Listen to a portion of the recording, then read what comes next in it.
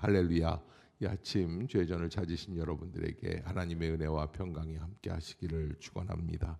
오늘 마가복음 12장, 사실 예수님께서 예루살렘에 입성하시고 그리고 십자가를 향하여서 한 걸음씩 한 걸음씩 다가가고 계시고, 그래서 예수님의 마지막 십자가의 죽음이 점점 가까워 오고 있는 가운데, 오늘 이 마가복음 12장은 사실은 예수님의 명대답이다, 이렇게 말할 수 있는 그런 부분이다. 예수님이 정말 우리가 지금 가지고 있는 보통 우리의 상식으로 알고 있는 질문들이 있죠. 풀 수 없는 수수께끼 같은 것들이 있어요. 근데 그것을 뛰어넘어서 하나님 나라의 사람으로, 하나님께서 오신 분으로부터 줄 수 있는 아주 명석한 그런 것들을 드러내 주셨단 말이에요. 또 여기에는 이제 기록이 안 돼 있지만 간음하다가 현장에서 잡혀온 여인이 있지 않습니까? 그런데 이 여인을 돌로 치리까, 아니면 율법에 있는 말고 당신이 말하는 대로 좀 용서해 주리까. 그러니까는 예수님이 일어나서 말씀하시잖아요. 너희 중에 죄 없는 자가 먼저 돌을 들어 여인을 치라. 그런데 아무도 때리지 못하는 거예요. 왜냐하면 죄가 있기 때문에 다들. 그런 그 아주 명석한 명대답이 이렇게 시리즈로 기록이 되어 있는 내용들이라고 보면 되겠습니다. 먼저 예수님께서 이 포도원 비유 1절부터 12절까지 아주 유명한 비유, 사실 12장을 대표할 수 있는 이 비유는 무엇이냐, 사실은 하나님께서 우리에게 다 맡겨주신 거예요. 그런데 우리는 하나님이 맡겨주셨다라는 것은 망각하고 어떻게 합니까? 자꾸 내 것인 양 살아가는 거예요. 그래서 거기에서 오는 갈등이 선지자들을 죽이게끔 돼 있는 거죠. 이스라엘의 비극이 뭡니까? 하나님이 이사야를 보내고 예레미야를 보내고 에스겔을 보내지만 선지자들을 보낼 때마다 어떻게 해요? 그들을 핍박하는 거예요. 왜? 올바른 얘기를 했단 말이죠. 그러니까 거기에서 오는 갈등인데, 사실은 이 올바른 얘기를 하는 것은 하나님의 음성을 전달하는 것이고, 그 앞에서 우리가 해야 할 일은 뭘까요? 그 말씀 앞에 아멘 하고 회개하면 되는 거예요. 돌이키면 되는 거예요. 근데 그렇게 안 해요. 그리고 대신 자기가 회개하는 것 대신에 누구를 죽입니까? 그 말씀을 전하는 선지자들을 죽이는 거예요. 근데 마지막에는 누구까지 죽여요? 그 아들까지 죽여요. 그 아들이 누구예요? 바로 우리의 구원자로 오시는 예수 그리스도까지 죽이는 것이다. 우리가 신앙생활할 때 이 본문에 비추어 봐서 우리는 어떤 사람들인가, 하나님의 것을 하나님의 것으로 인정하고 하나님께 영광을 돌리려고 하는 마음보다는 하나님의 것을 이번 기회에 누구의 것으로? 내 것으로. 우리가 신앙생활하면서 가장 어려운 부분들이 뭔 줄 아세요? 자존심이에요. 자기 잣대예요. 자기 기준이에요. 자기가 판단하는 그 판단이에요. 그 자기의 기준이 안 맞으면 그걸로는 도저히 안 하는 거예요. 그러기에 우리가 하나님 앞에서 어떻게 신앙생활하고 있는가를 우리에게 묻고 있는 그런 부분이라고 말씀을 하고 있습니다. 이스라엘 지도자들은 선지자들을 거절하고 결국 하나님의 아들까지 죽이게 되는 것. 그래서 시편 118편의 22절에 있는 말씀이죠. 오늘 본문에는 10절에 있는데 10절, 11절 한번 다시 한번 읽어봅시다. 시작. 너희가 성경에 건축자들이 버린 돌이 모퉁이의 머릿돌이 되었나니 이것은 주로 말미암아 된 것이요 우리 눈에 놀랍다 함을 읽어보지도 못하였느냐 하시니라. 사실 하나님께서 모퉁이의 머릿돌로 만드실 거를 알면 건축자는 버리지 않았을 겁니다. 그러나 사람의 판단은 한계가 있습니다. 10분 뒤를 알지 못합니다. 그러기에 우리가 하나님 앞에서 겸손함으로 하나님의 말씀 앞에 순종할 수밖에 없는 것, 그것이 우리의 인간의 한계를 깨닫는 자들이 할 수 있는 일이다. 나는 내가 맞다고 생각하고 내가 옳다고 생각하고 내 생각대로 내 판단대로 주장하고 있는 것은 아닌가라는 것을 우리에게 12장 1절부터 12절까지 먼저 말씀을 해주시고, 그다음에 두 번째 사건이 아주 유명한 사건이죠. 그래서 가이사에게 세금을 바치는 것이 옳습니까? 옳지 아니하나이까? 만약에 바치라 그러면 어떻게 합니까? 반 이스라엘, 반 유대인, 유대인을 배반한 사람이 되는 거고, 바치지 말라 하면 어떻게 됩니까? 반 로마가 되는 거예요. 어디를 가도 이거는 뭐 딱 걸리게끔 되어 있는 거죠.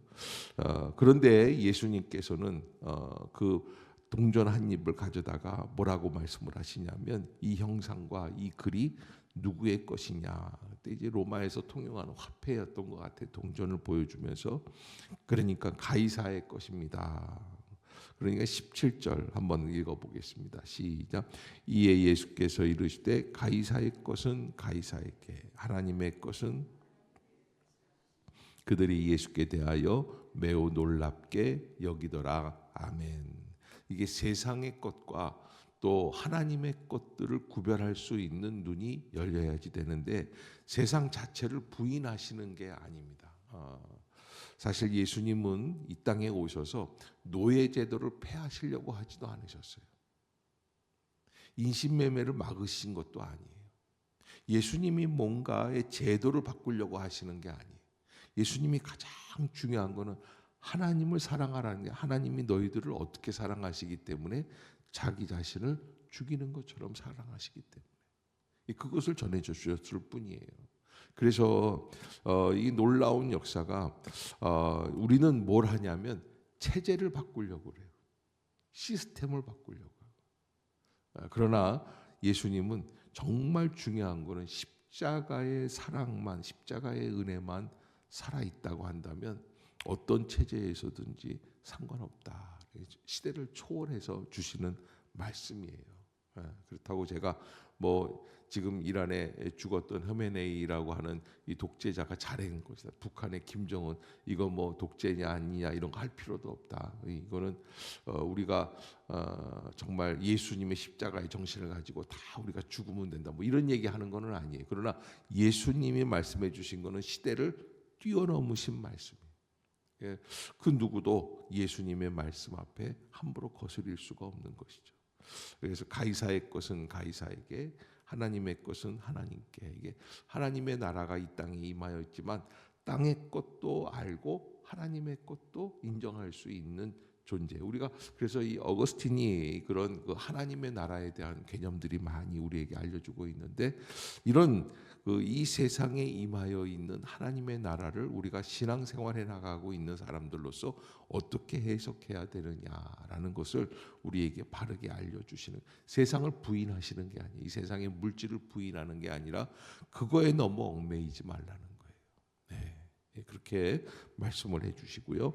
그 다음에 이제 18절부터는 사두개인들, 이스라엘 사람들의 관리들, 부자들, 뭐 이런 사람들을 둘로 나누면, 하나는 바리새인들, 열심으로 믿는 사람들이죠. 또 사두개인들이 있습니다. 사두개인들은 주로 행정 관리들이 여기에 속해 있는데, 이 사람들은 신앙 자체가 없습니다. 관습적으로만 믿습니다. 부활이 없습니다. 죽음에 대한 소망이 없어요. 여러분, 예수 그리스도를 믿는 이 신앙이 무서운 거는 죽어도 산다는 거예요. 그런데 이 사람들은 죽으면 그냥 없어지는 거예요. 멸망이에요. 그래서 이런 질문을 하죠.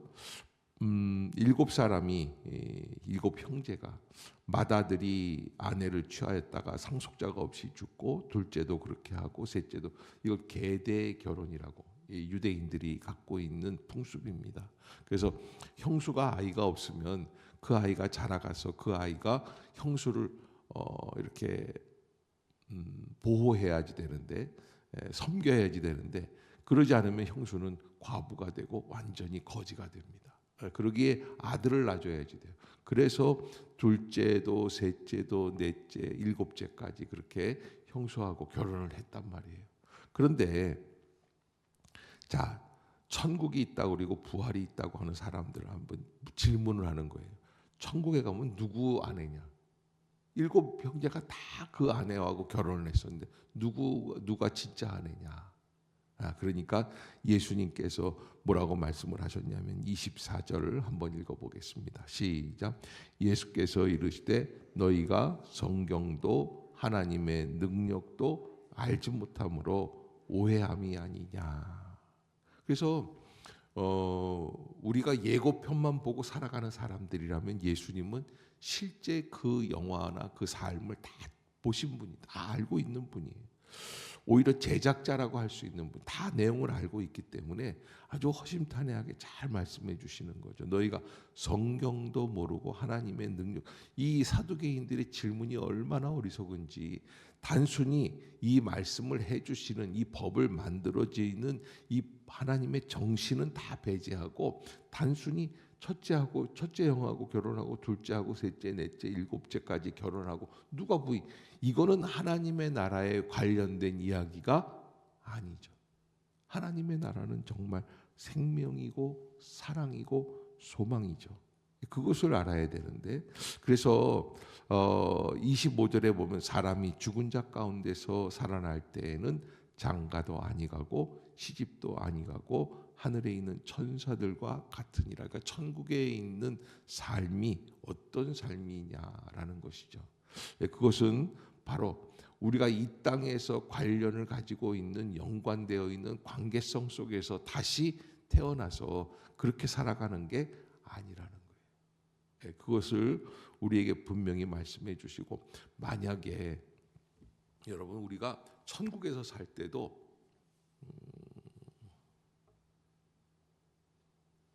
이 땅에서 갖고 있는 인간의 정의나 욕심이 그대로 있다면 천국이 되겠어요? 그건 천국이 아니죠. 그래서 우리가 예수님에게서 들어야 될 말씀은, 진정 천국에 들어가는 심령은 예수 그리스도 안에서 새로 태어난 생명이라. 전혀 다른 가치관을 가지고 살아가는 사람들. 그래서 그걸 알지 못하는 자들에게 26절에 다시 한번 읽어봅시다. 26절 시작.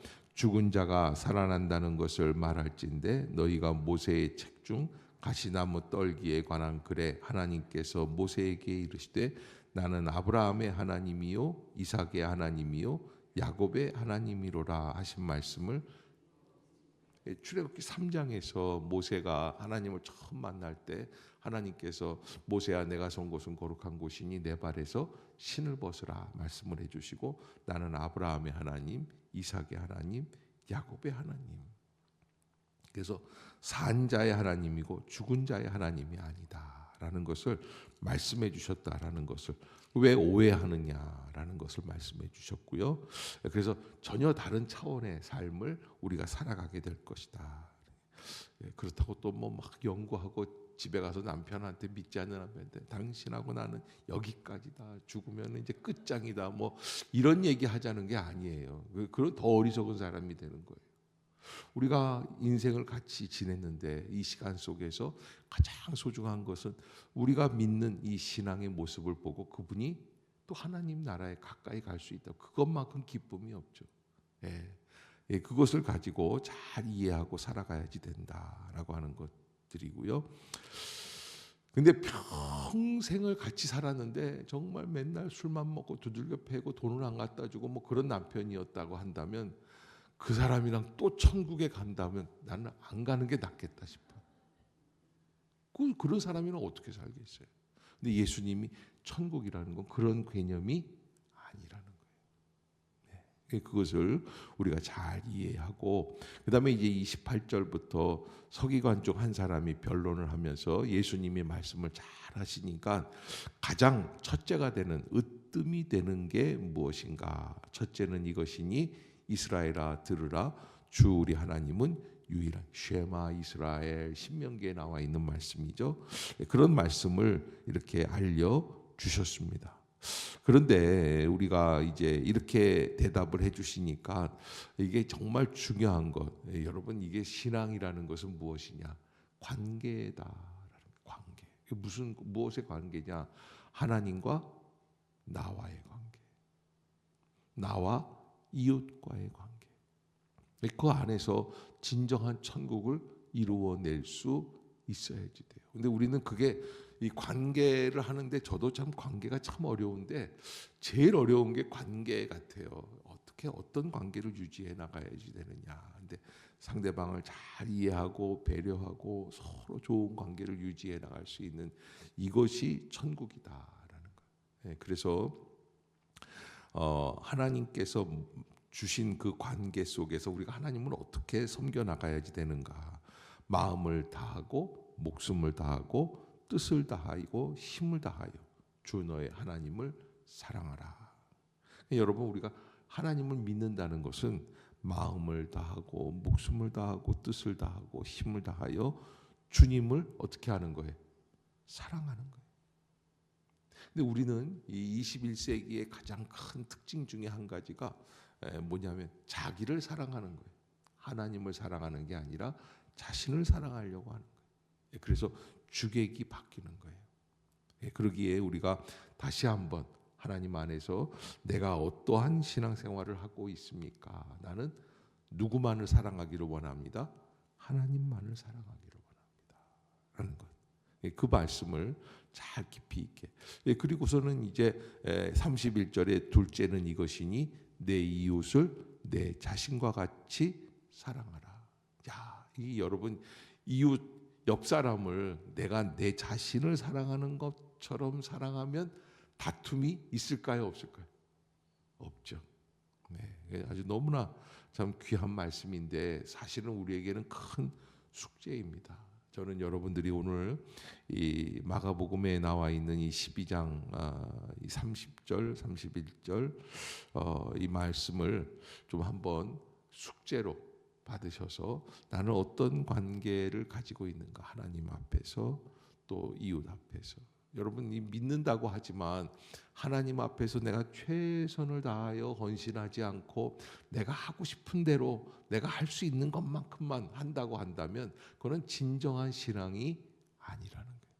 그래서 요즘 21세기 현대인들이 제일 싫어하는 단어가 있어요. 그게 뭔 줄 아세요? 부담스러움. 그래서 저한테도 그렇게 얘기하는 분들이 목사님 너무 부담되네요. 그러면 더 이상 권유를 못해요. 교회에 나오는 것도, 헌금 드리는 것도, 또 전도하는 것도, 헌신하는 것도 부담되지 않게만 하는. 근데 여러분, 이 말씀은 이 모든 부담을 내려놓고 정말 사랑하느냐라는 거에 대해서 그렇게 우리에게 경종을 울릴 수 있는, 아마 마가복음 12장에서 가장 소중한 말씀이 아닐까 생각을 합니다. 이 33절을 한번 읽어보겠습니다. 시작. 또 마음을 다하고 지혜를 다하고 힘을 다하고 하나님을 사랑하는 것과 또 이웃을 자기 자신과 같이 사랑하는 것이 전체로 드리는 모든 번제물과. 서기관도 알고 있는 거예요. 그렇구나. 금방 깨달았어요.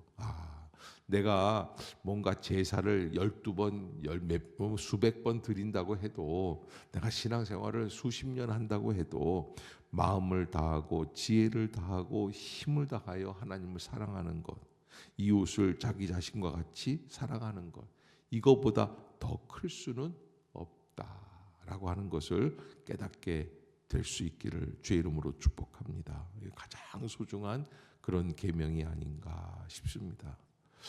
자, 그래서 예수님도 그 서기관을 인정해 주세요. 네가 하나님의 나라에서 멀지 않도다.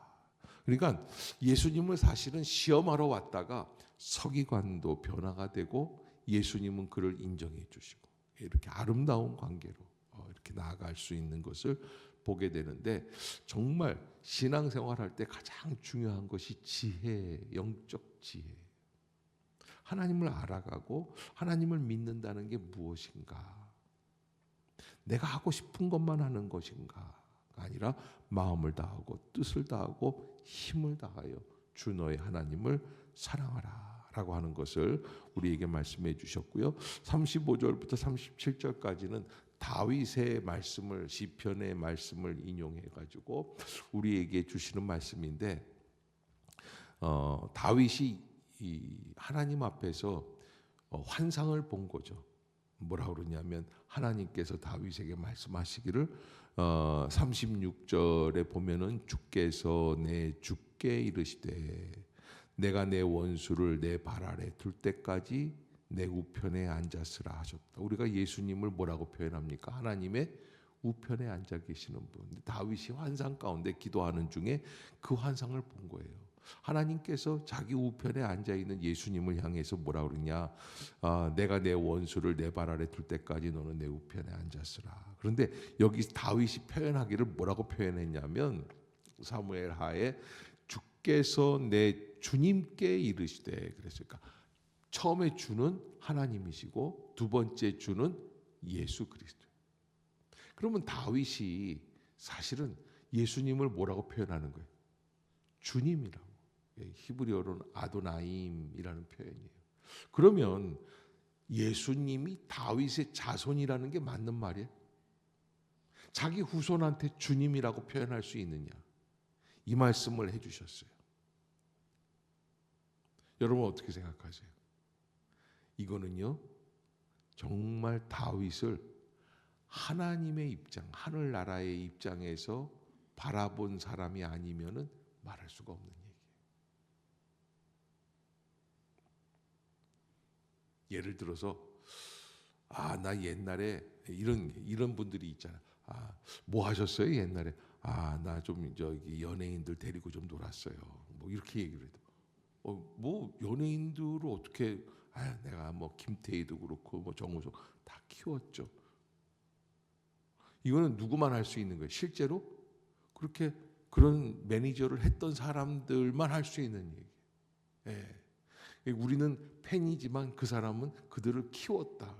근데 예수님에 대해서 다윗이 한 이야기가 바로 그런 얘기이기 때문에 우리는 이 말씀이 주는 의미는 그런 거예요. 우리가 뭘 잘 모르고 아는 척을 한다라는 거예요. 다윗과 예수님의 관계.